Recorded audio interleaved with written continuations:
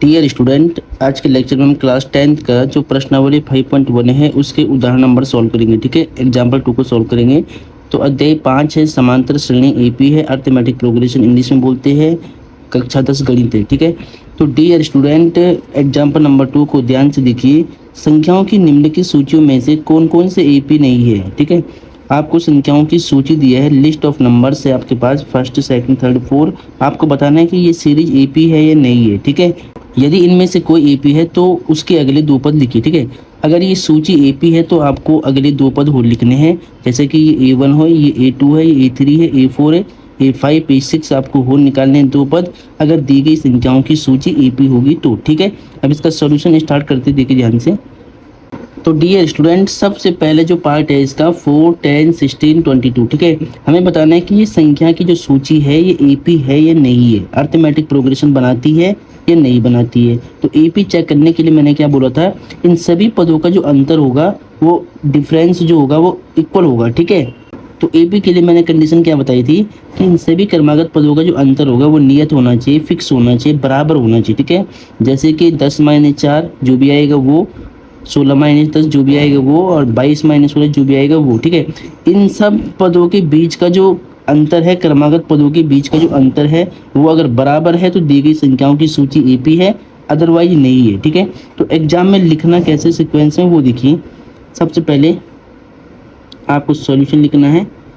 ठीक है, ये A1 होता है, ये A2, A3, A4। ठीक है, आपको किसी भी सीरीज के दो क्रमागत पदों का अंतर बराबर लेना है। ठीक है, जैसे मान लो आपने इन दोनों के बीच का अंतर, इन दोनों के बीच का, अब अगर किन्हीं क्रमागत दो पदों के बीच का अंतर बराबर आ जाता है तो वो सूची एपी कहलाती है। ठीक है, और आप मैनुअली भी चेक कर सकते हैं कि इन सभी पदों के बीच का अंतर देखना, अगर नियत है, बराबर है तो एपी है। ठीक है, अब देखिए ध्यान से, लिखने का तरीका क्या है।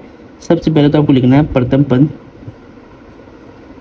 प्रथम पद को बोलते हैं A1। थोड़ा आपको लिख के दिखाना है। A1 इक्वल टू कितना है, 4। ये A1, ये A2, A3, A4। द्वितीय पद, दूसरा पद इसको बोलेंगे A2। तो दूसरा पद कितना है, 10 है। इसीलिए आपको देखिए दो पदों के बीच का सारवंतर निकालना है। इन दोनों के बीच के सारवंतर को D1 बोलेंगे, इनके D2 बोलेंगे। अगर D1 D2 बराबर होगा तो EP होगा। ठीक है, तो आपको लिखना है, इसलिए सर्वांतर, एक पद यहाँ पर आपको होल लिखना है, तृतीय पद, तृतीय पद। ठीक है, एपी जांच करने के लिए, एपी है या नहीं है ये बताने के लिए आपको तीन पद यहाँ पे लिखने हैं पहले।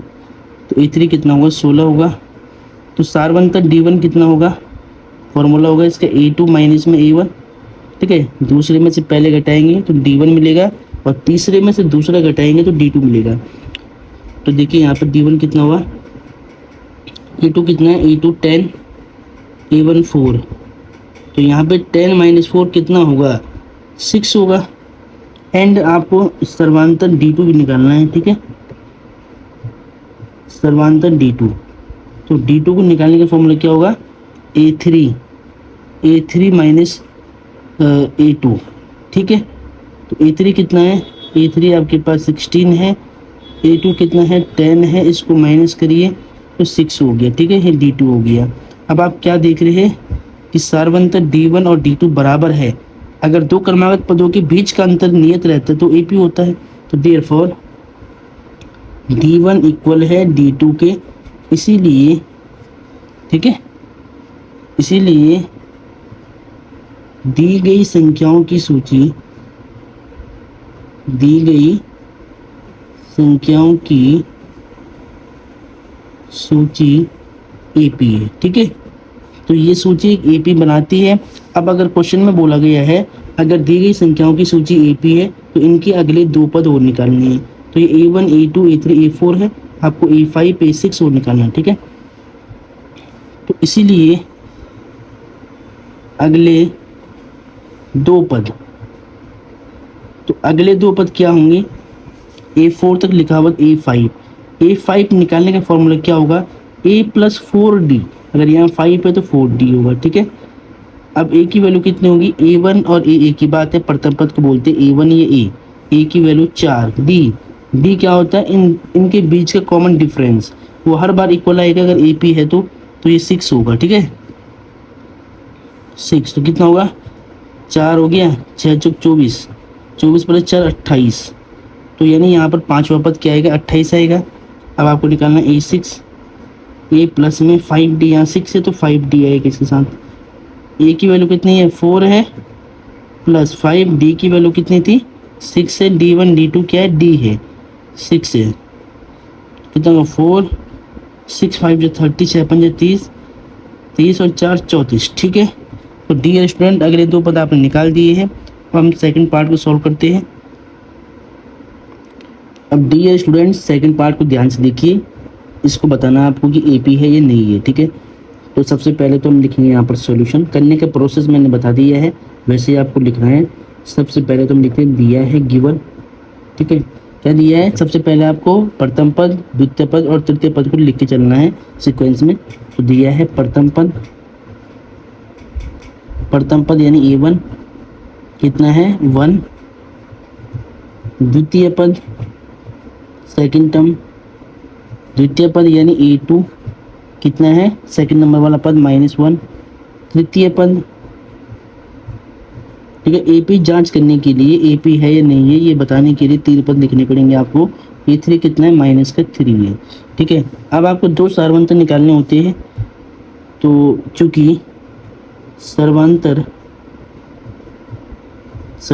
D1 इक्वल टू फॉर्मूला होगा A2 माइनस में A1, तो A2 कितना है A2 -1 है, A1 कितना है A1 + 1 है, तो D1 कितना है -2 है, ठीक है।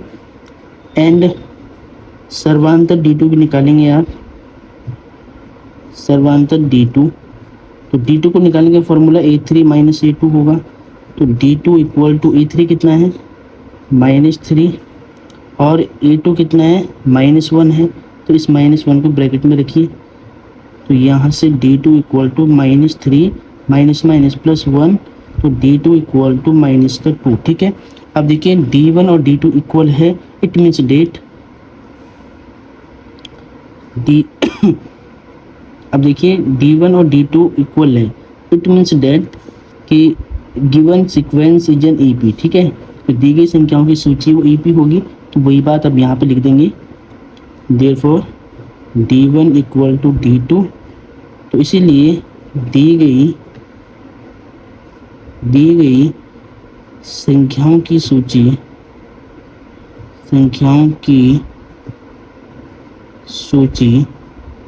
AP है, क्या है AP है, ठीक है। अब अगर AP है तो अगले दो पद आपको निकालने थे, तो इसीलिए AP के अगले दो पद क्या होगा, यहाँ पे देखिए A4 तक लिखा हुआ A1 A2 A3 A4 A5 A6 आपको निकालना है।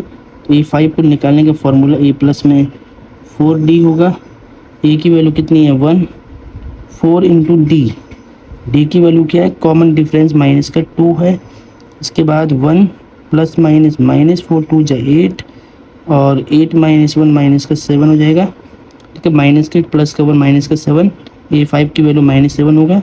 A6 आपको निकालना है, तो A6 की वैल्यू A प्लस में 5D होगा, अगर यहाँ 6 है तो D 5 होगा, ठीक है।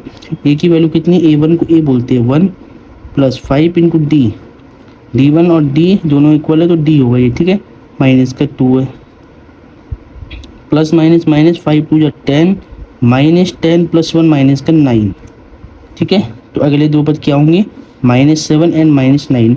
तो अब इसके थर्ड पार्ट को सॉल्व करते हैं। अब डियर स्टूडेंट एग्जाम्पल नंबर 2 का थर्ड पार्ट को ध्यान से देखिए, हमें बताना है कि ये सूची AP है या नहीं है। अगर AP है तो अगले दो पद और निकालने हैं, ठीक है।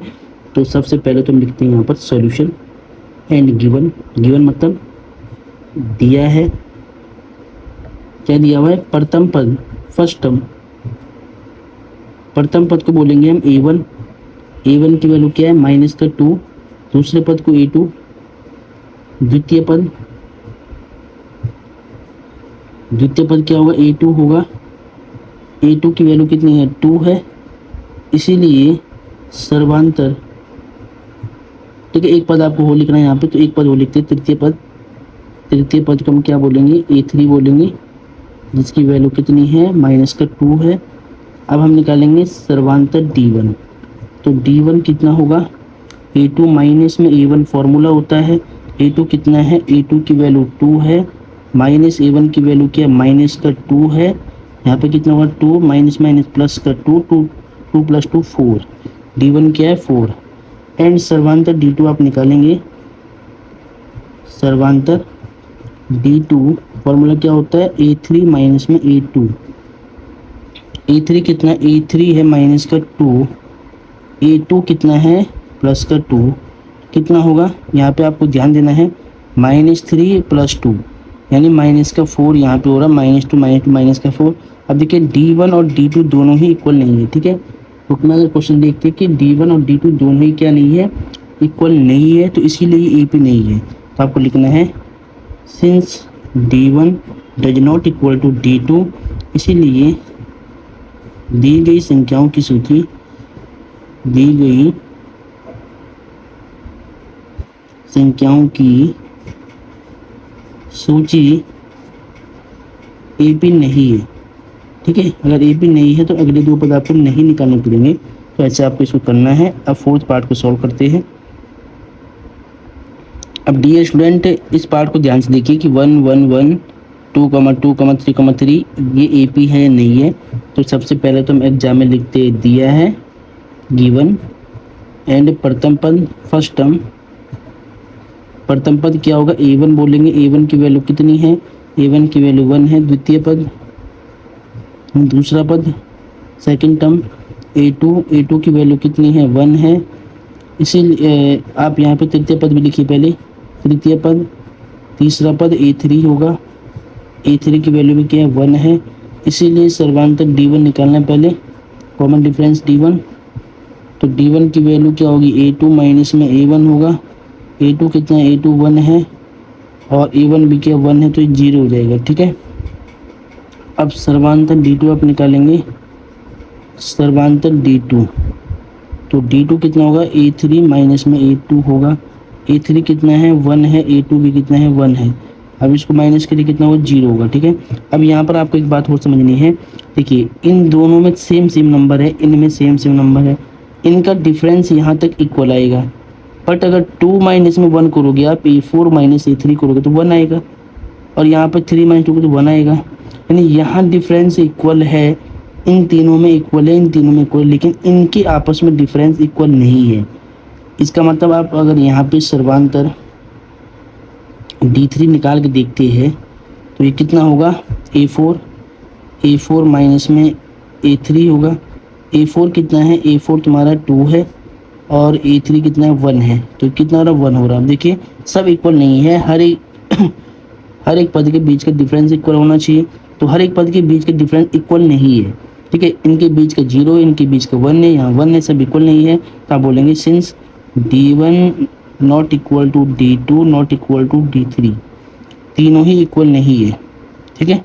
इसको अगर आप इक्वल भी दिखा दो तब भी D3 इक्वल है ही नहीं है, तो आप बोल सकते हैं कि ये आपस में इक्वल नहीं है। तो इसीलिए दी गई संख्याओं की सूची, दी गई संख्याओं की सूची AP नहीं है, क्या नहीं है, AP नहीं है, ठीक है। तो ऐसे आपको इसको सॉल्व करना है।